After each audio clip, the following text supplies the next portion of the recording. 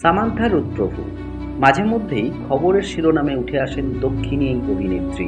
কখনো সুপারহিট পুষ্পা ছবির আইটেম গান, তো কখনো শারীরিক অসুস্থতা বা নাগা চৈতন্যের সঙ্গে তার বিবাহ বিচ্ছেদ নিয়ে চর্চা।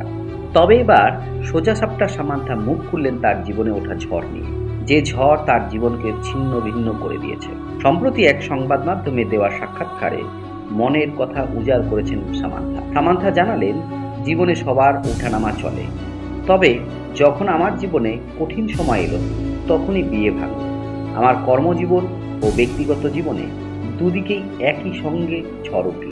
কাউকে বলিনি আমার যন্ত্রণার কথা, যা সহ্য করেছি তা একাই। সামান্থা আরও বলেন, যে অভিনেতারা কঠিন অসুখকে জয় করে সুস্থ হয়েছেন তাদের কথা পড়তাম, অনুপ্রাণিত হতাম, কিন্তু মনে হতো এই যন্ত্রণার যেন শেষ নেই।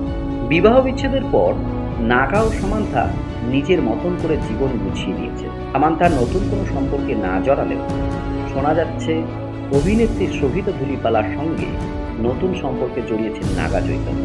তো বন্ধুরা, সামান্থাকে তোমাদের কেমন লাগে তা আমাদের কমেন্ট বক্সে অবশ্যই জানাবেন।